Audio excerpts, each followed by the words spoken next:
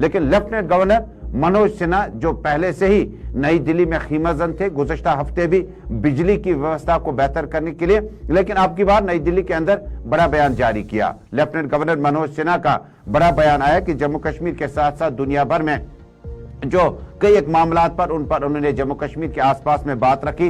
Lieutenant governor Manoj Sinha के मुताबिक इस वक्त दरबार मुँह की रिवायत को बरकरार रखने की सिलसिले को खत्म करने के बाद अब कहीं ना कहीं इसके अब हमें फायदे नजर आएंगे। जम्मू कश्मीर के लेफ्टिनेंट गवर्नर मनोज सिन्हा ने दरबार मुँह मुंतकिली के फैसले पर रोक लगाने का फैसला सही और सूदमंद करार दिया। उन्होंने कहा कि हमने सरकारी खजाने को चूना लगाने से बचाया, बेशतर पैसा जो है वो जाया हो जाता था। यूं लेफ्टिनेंट गवर्नर ने कहा कि मुख्तलिफ जराए से अवामी शिरकत, वसाइल की मुनसिफाना तकसीम, जवाबदेह, मुअस्सर और मसावी और जामिया तर्ज हुक्मरानी पर मुस्बत असर डालती है।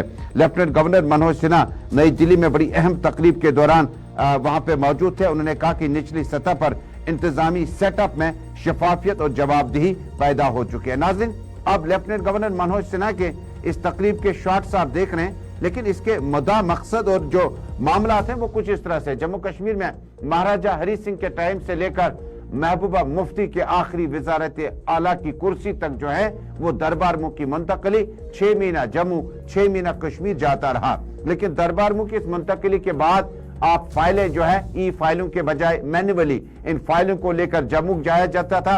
उसके बाद वापस आकर आप कश्मीर, जब आप 4 अप्रैल को दोबारा खोलते हैं दरबार मुँह, 19 नवंबर को यहां बंद करते हैं, तो उसके बाद आपको ये मामला बहुत ज्यादा उलझते हुए नजर आए थे। लेकिन लेफ्टिनेंट गवर्नर मनोज सिन्हा ने रोजे रोशन की तरह इस बात को साफ कर दिया।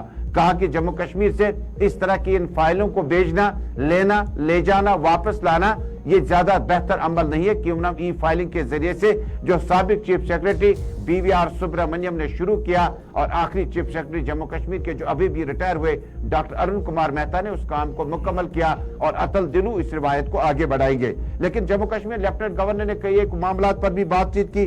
उनका साफ अंदिया था कि जम्मू कश्मीर में जो करप्शन के मामला थे उसमें बतदरीज कमी आने का उन्होंने इंदिया दिया। उन्होंने कहा कि ग्राउंड जीरो पे जब हम काम करते हैं, हमने पाया कि जम्मू कश्मीर में हकदारों को हक मिलने के बजाय इससे मौरूसी तौर तरीकों के साथ चीजों को रफा दफा किया जाता था। लेफ्टिनेंट गवर्नर मनोज सिन्हा नई दिल्ली की इस तकरीब के बाद जम्मू कश्मीर में कई बार सियासत काफी गर्म हुई। हालिया महीनों में जब दरबार मुँह की मुंतकिली श्रीनगर से जम्मू हो पाई तो वहां के दुकानदारों, ताजरों, इंडस्ट्रियलिस्ट्स और रेंट पे जो अपने रेजिडेंशियल क्वार्टर्स बना रखे थे लोगों ने, ताकि कश्मीर के एक तो दरबार मुँह मुंतकिली और उसके बाद जो मुलाजमिन छुट्टियां मिलती हैं, खुसूसन education, higher education, lower court और बाकी दफातरों में सेरिकल्चर, एग्रीकल्चर, जब 1-1.5 महीना आपको छुट्टियां मिलते थे तो लेबर क्लास से लेकर जो सरकारी मुलाजमीन के अहले खाना है वो जम्मू से शिफ्ट हो जाते थे।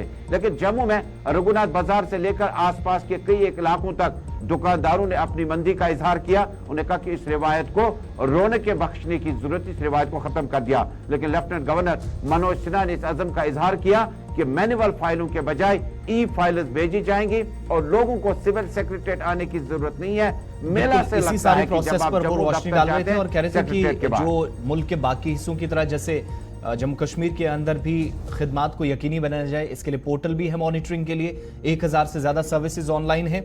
लेकिन बड़ी बात यह थी कि जो फैसला था उसको फिर से उन्होंने डिफेंड किया। ये वही फैसला है जिस पर आज भी कई सियासी जमातें कहती हैं कि हम इक्तदार में आई तो हम इस फैसले को खत्म करेंगे, वो जो पुरानी रिवायत थी उसको कायम रखेंगे। लेकिन हमने सरकारी खजाने को मजीद नुकसान से बचाया। लेफ्टिनेंट गवर्नर के चंद अल्फाज आपको सुनाते और दिखाते हैं।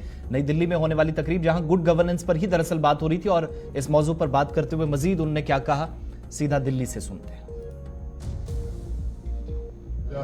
के जमाने से दरबार मुँह की प्रथा थी, वो अक्टूबर के अंतिम शुक्रवार को श्रीनगर से दरबार जम्मू जाता था और अप्रैल के अंतिम शुक्रवार को जम्मू से श्रीनगर जाता था।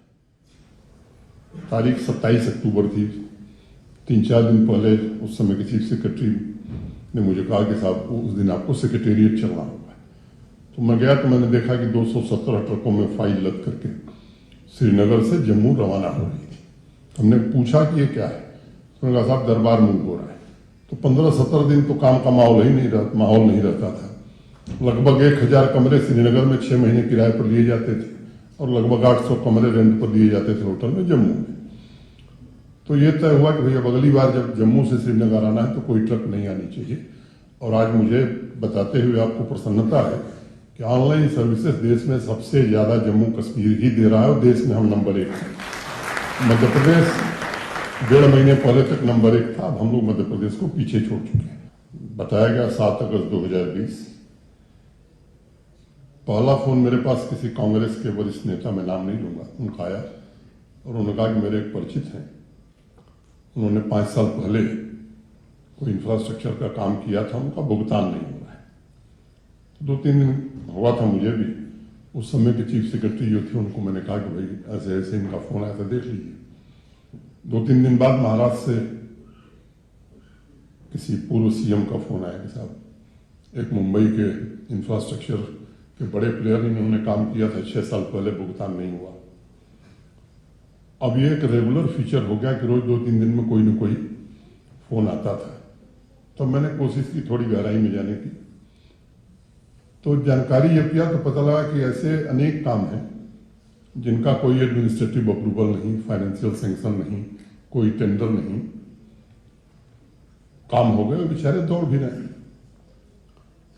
तो पहली व्यवस्था जो भारत सरकार ने, प्रधानमंत्री जी ने पहले से लागू की हुई है कि कोई काम बिना एडमिनिस्ट्रेटिव अप्रूवल के, फाइनेंशियल सैंक्शन के और ई टेंडरिंग के नहीं होगा। एक अलग से उसमें फीचर ये जोड़ दिया गया कि काम का फोटोग्राफ का जियो टैगिंग जब तक नहीं होगी तब तक ट्रेजरी बिल नहीं देगी। बड़ा शोर मचा कि साहब ये तो अब काम यहां होगा ही नहीं। लेकिन उस व्यवस्था का परिणाम जब मैं देखता हूं 3 साल या मैं कहूं कि 40 महीने में, तो उस समय एक वर्ष में अगर 9,229 प्रोजेक्ट पूरे होते थे तो पिछले फाइनेंशियल ईयर में 92,500 से ज्यादा प्रोजेक्ट पूरे हुए। और मुझे लगता है कि जनता से छिपाना ये गुड गवर्नेंस नहीं हो सकता है। जनता को हर चीज बताई जाए और सही बात बताई जाए तो लोग भरोसा करते हैं। और इसलिए किसी पंचायत में अगर कोई काम हो रहा है तो वहां के लोग भी जाने कि साहब इतनी धनराशि स्वीकृति गई, ये काम हो रहा है।